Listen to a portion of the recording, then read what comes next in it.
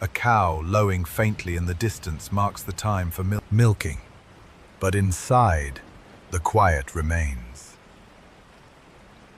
This kitchen is a universe in miniature.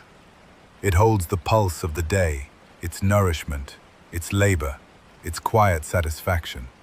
Here, chores are not burdens, but the threads from which peace is woven. Time in the countryside does not tick, it turns.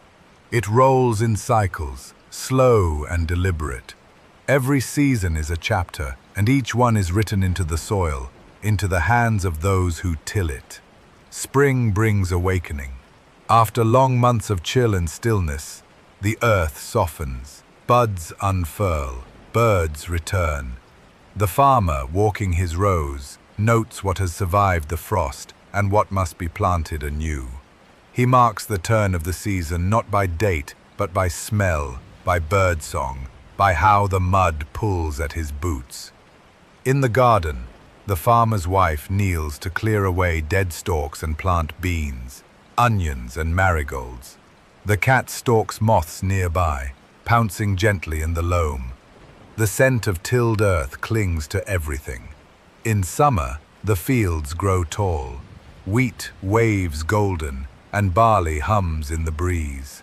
It is a time of labor and length. The days stretch long and warm. Harvest is not yet upon them, but the promise is there in every blade.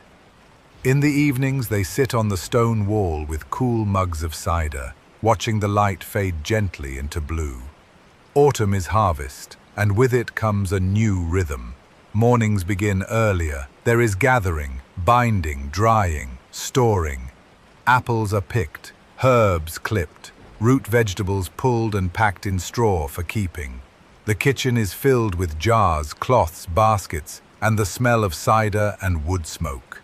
Winter folds the land under its quiet blanket. The garden sleeps, the fields lie bare. But inside the farmhouse, light glows warmly. Time here is slowest of all. Days are spent mending clothes, spinning wool, telling stories by the fire.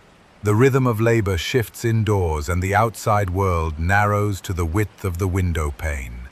Each season leaves a trace, a pattern in the floor, a sun-faded chair, a dried wreath above the hearth.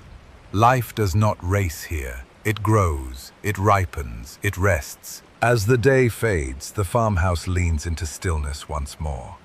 Chores completed, the table cleared, the bread tucked away. Evening descends not with urgency, but like a heavy quilt, soft, inevitable, comforting. The fire is stirred and fed. It throws dancing light against the walls and onto faces. Chairs are drawn near, and shoes are slipped off.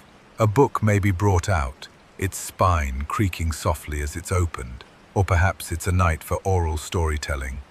The farmer speaks of when he was a boy, chasing geese through the village square.